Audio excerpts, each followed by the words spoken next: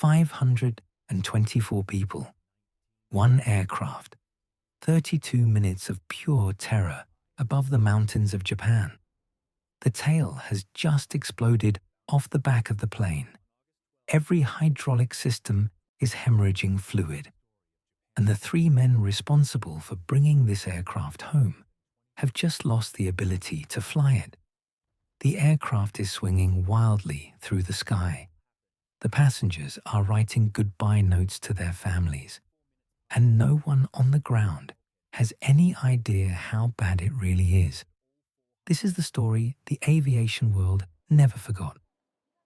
It was a sticky Monday evening in August 1985. Tokyo's Haneda airport buzzed with a kind of controlled chaos that only exists at the start of a national holiday. Obon, the Japanese festival of the dead, was beginning, and hundreds of thousands of people were flowing out of the capital to reunite with their families across the country. Among them, 509 passengers filed aboard a Japan Airlines Boeing 747 bound for Osaka. A journey so routine, it barely warranted a second thought. The flight time was just under an hour, short enough that some passengers wouldn't even finish their drinks before they needed to prepare for landing. It was, by every measure, an unremarkable trip. The aircraft itself, registered JA 8119, was no newcomer. It had been in service for 11 years, accumulating over 25,000 hours in the air. In that time, it had carried millions of passengers between Japan's busiest cities without a single serious incident. It was a workhorse, reliable, well-maintained, and familiar to the crews who flew it. But the aircraft they were boarding had a secret. Buried deep in its structure, invisible to every inspector who had ever walked through it, was a flaw that had been quietly worsening with each passing flight for 7 long years. Every time this plane had climbed to altitude, every time the pressure had built up inside that cabin, that flaw had grown a little larger, a little more dangerous. Tonight, it would finally reach its limit. At the controls sat a crew of 3, each man the product of decades of aviation experience. In the left-hand seat was 49-year-old Captain Masami Takahama. Over 12,000 hours in the air, nearly a decade on the 747.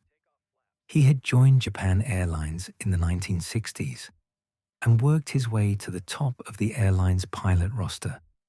He was exactly the kind of captain you want in a difficult situation. Beside him sat 39-year-old First Officer Yutaka Sasaki. This flight was a captain upgrade evaluation. Sasaki was being formally assessed for promotion under Takahama's supervision. With just under 4,000 flight hours and 6 years on the 747 as a first officer, tonight was his chance to prove he was ready. Behind them both, at the flight engineers panel, sat 46-year-old Hiroshi Fukuda. Nearly 10,000 total flight hours, close to 4,000 of them on the 747. This was actually his 3rd time in this same cockpit today. He'd been flying all day while 2 other crews had rotated through. Between the 3 of them, they had accumulated more experience than most pilots ever will. No training program, however, had prepared any of them for what was coming. At 6:12 p.m., Flight 123 rolled down Haneda's runway and lifted into a sky bruised purple by approaching thunderstorms. To avoid the weather building to the north, the crew nudged their flight path slightly south over Tokyo Bay, a minor deviation on what was supposed to be the most ordinary of evenings. As the aircraft climbed, the cabin pressurization system kicked in, as it had on every single one of this plane's more than 12,000 previous flights. Compressed air bled from the engines, flooded into the fuselage, building up a pressure cocoon that would keep the passengers comfortable at altitude. The thin aluminium skin of the aircraft bowed outward ever so slightly against it, a perfectly normal, perfectly engineered response that happens on every commercial flight, every single day, all over the world. But deep in the tail of the aircraft, behind the last row of passengers, and hidden behind panels of soundproofing and trim, a critical structural component called the aft pressure bulkhead was not behaving normally. The aft pressure bulkhead is a dome-shaped wall that seals the pressurized cabin from the unpressurized tail. Every climb pushes it outward. Every descent releases it. It is engineered to endure tens of thousands of these cycles across a plane's lifetime. 7 years earlier, this aircraft had struck the runway hard on landing at Osaka, badly damaging that bulkhead. Boeing grounded the plane and sent a repair team. The repair was carried out, but it was done incorrectly. Rather than using a single continuous splice plate, as specifications required, the mechanics used two separate overlapping pieces. A subtle error, one that passed through thousands of routine inspections without detection. But structurally, it was a profound mistake. With every pressurization cycle since that day, microscopic cracks had been threading through the metal around that repair, growing imperceptibly, multiplying silently. By August 12, 1985, the bulkhead had endured 12,319 pressurization cycles since its botched repair. Flight 123 would be its last. 12 minutes after takeoff, without warning, the weakened bulkhead gave way. The effect was instantaneous and catastrophic. The pressurized air inside the cabin, held at a pressure considerably higher than the thin atmosphere outside at 24,000 feet, tore through the newly opened gap like a cannon blast. It ripped through the tail section with a violence that passengers described as a sudden, deafening concussion, as though the aircraft had been struck by something enormous from behind. In a fraction of a second, that wave of escaping pressure blew away a massive section of the aircraft's vertical tail fin, the towering structure at the very back of the plane that provides directional stability. The rudder went with it. So did the auxiliary power unit. And so, critically, did the hydraulic lines that ran through the tail to feed the aircraft's 4 independent hydraulic systems. In the passenger cabin, chaos erupted. The floor lurched violently. Ceiling panels in the rear section tore loose and were hurled backward into the opening. Unsecured items flew through the air. The temperature dropped instantly.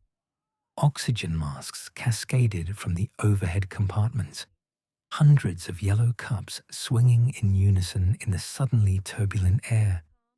Passengers grabbed for them with shaking hands, some kneeling in their seats, some frozen with fear. At the back of the aircraft, where the bulkhead had been, there was now open sky. In the cockpit, the eruption of alarms was immediate and overwhelming. The cabin altitude warning screamed.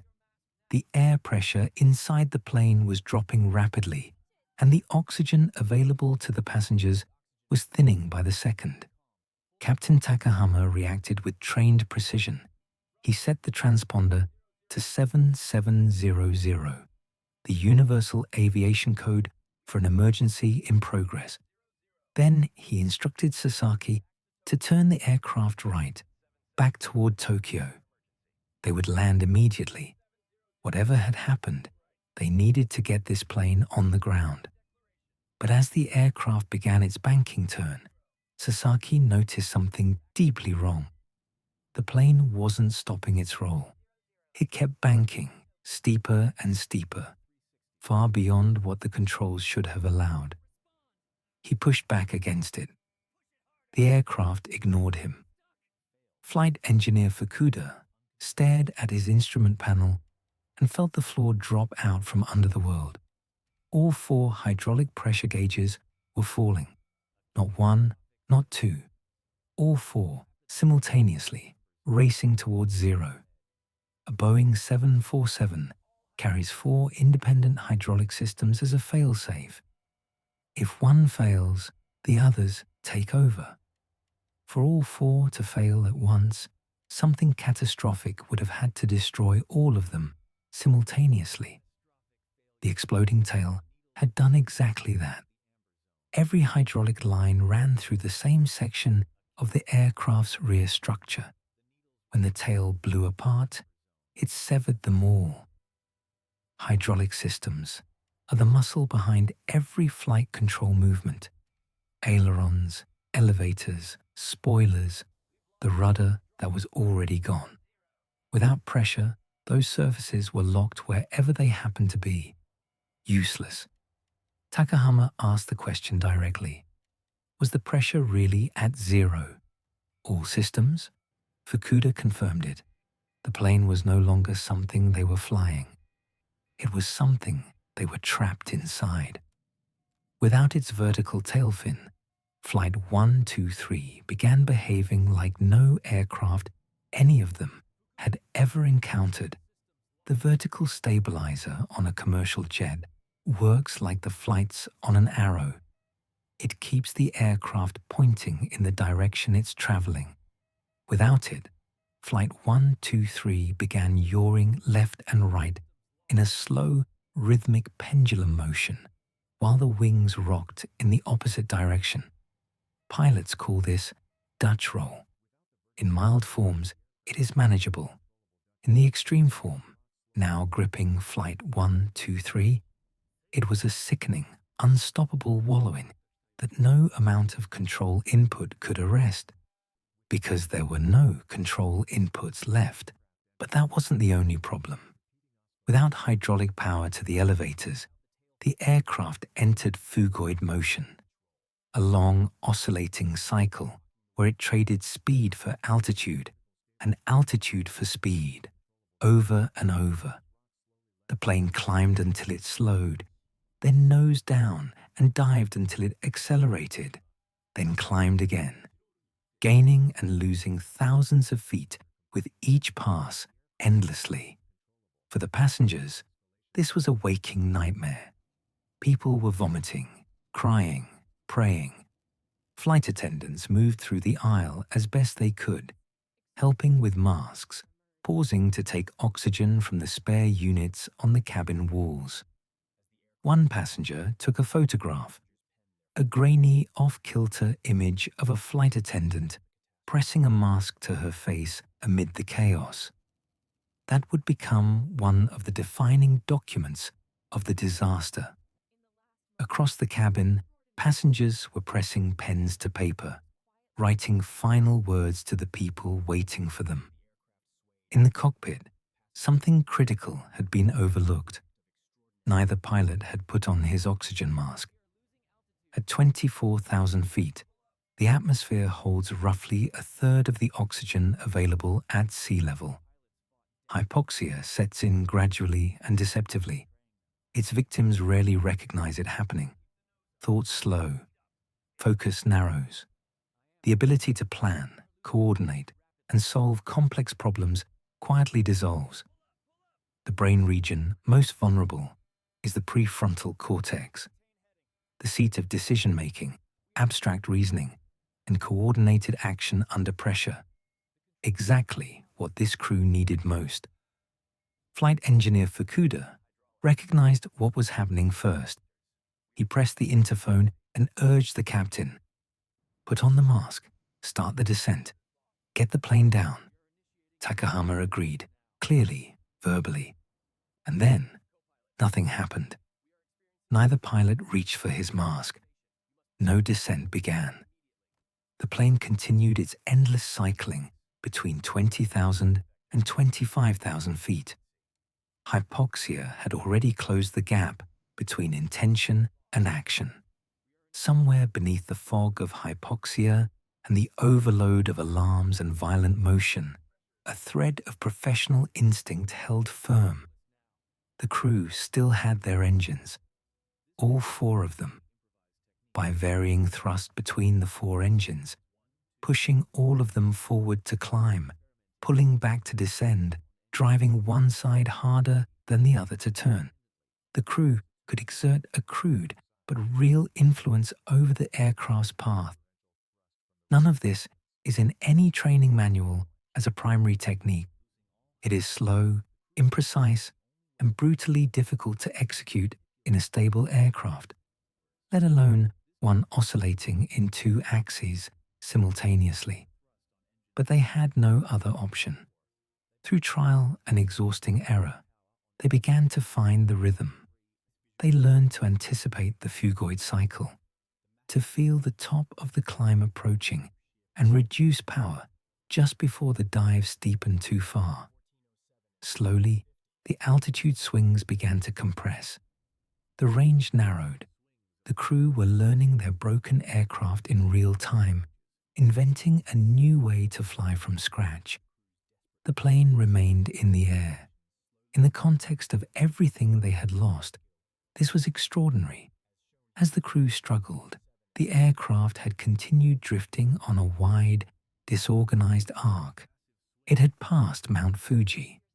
Passengers on the right side of the cabin could see the lights of Tokyo spread across the plain below them, tantalizingly close and simultaneously out of reach. Fukuda suggested deploying the landing gear.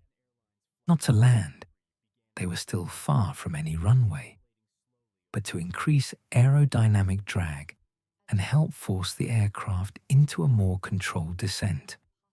On any normal flight, lowering the gear requires hydraulic power, but the 747 includes a contingency for exactly this kind of emergency, an alternate gear extension system that simply releases the uplocks and allows the massive wheels to fall under their own weight into the slipstream.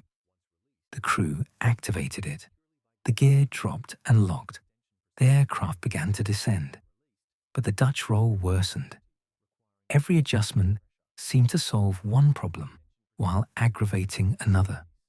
The aircraft was a dynamic system in profound imbalance, and every intervention rippled through it in unpredictable ways. As the plane finally descended through 14,000 feet, the fog of hypoxia began to lift. Rational thought returned.